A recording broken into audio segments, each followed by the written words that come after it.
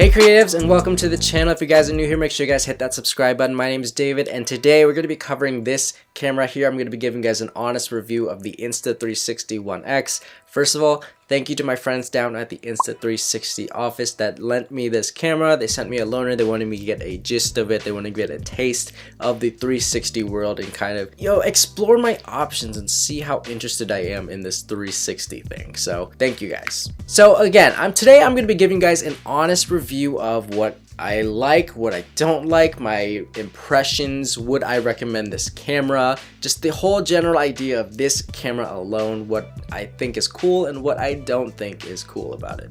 So without further ado, let's just jump straight into the video.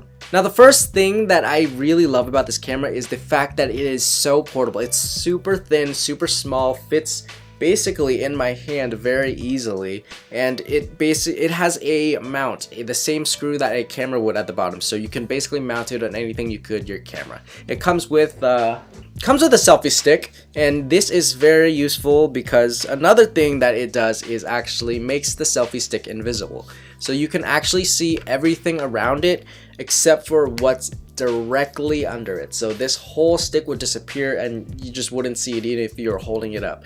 Now that is what I like about that. The build itself is pretty nice. It comes with a battery socket here. Battery socket? I don't know. Two cameras, one for each side, and a screen to tell you kind of what's going on the camera, if you're in photo mode, if you're in video mode or whatnot. And at the bottom is where the screw is and the memory card, so you're going to be sliding the memory card in and out of here. That's what I like about it. It's super portable, super easy, super lightweight, because you don't want to be carrying a heavy camera around shooting on travel videos and whatnot if you're just trying to do that 360 look. So the weight is something that is definitely a factor when it comes to this. Now as far as features, I really love the mobile app. The mobile app is super easy to use. You can basically control the entire camera from just your smartphone. All you got to do is connect your phone to the camera, and from there you can switch from photo mode, video mode, time-lapse mode, bullet time, live stream mode. There are so many different modes, so many different things, and I love that they actually thought about filmmakers when they were making this camera, because there is log profile, you can do manual aperture, manual shutter speed, manual ISO, manual white balance. You could do just about anything that any other camera could on this camera, which is amazing. And they tried to implement some higher than 4K resolutions, so you can also film 4K 30, or you can jump up to an HDR version and go for 5.7K, which is a little bit unnecessary, but hey, why not just test it out, try it, give it to someone, let them, trial and error with it and, see how it goes. Aside from what I like about it, let's talk about what I don't like about it. The first thing I'm going to say is that I wish this was waterproof. It would be so cool to grab some underwater 360 footage, but you need to buy a separate underwater housing, and I know a lot of companies do that, but I feel like if they made the camera itself water resistant or waterproof, it would be so much better, because the way I look at it is the memory card is sticking right out of the bottom here. It's not covered up or anything. The USB charger is not covered up or anything. The battery is kind of covered up, but you can see that if it were to get wet, it could go through the cracks. So this isn't very weather sealed, weather protected, waterproof, or anything else. It can definitely be bought with a housing and then just throw it in the water. I'm sure it'd be fine that way if you got the housing, but that's a whole nother purchase, and I just feel like you could just give it some, weather resistant stuff. Another thing that I don't actually like about it is the desktop app. The desktop app was very, very confusing at first, especially because I didn't know what it was,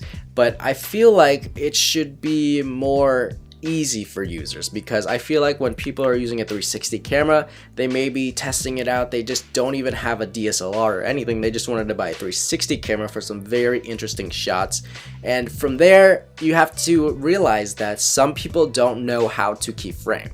Keyframing is what the desktop app is going to do for you. It's gonna give you that keyframing so that you can control what you see on the screen, but if you don't know what keyframing is, or you don't know how to keyframe, it's going to be really hard for you to direct yourself around the video, and it's going to be super annoying, and it's going to be super confusing at first, but once you get the hang of it, it's definitely going to get easier. But you know, it needs to be easier for people to understand, because keyframing is something that people need to teach themselves. It's not something you just walk into video editing and you're like, oh, I already know what keyframing is 5 minutes into editing. Like, you know, you got to make it easier for them. Sure, you can throw a tutorial or something, but they still need to kind of understand the whole idea of keyframing. However, once you understand the keyframing, the app is pretty easy. You can control the view of everything. You can make it like a globe, you can make it imploded, and you can just like even make it like a standard 35mm look if you wanted to. You can just do any look because it is a 360 camera. You can zoom in, you can zoom out, you can scroll around, you can leave it as a 360 video for a live stream on Facebook or something.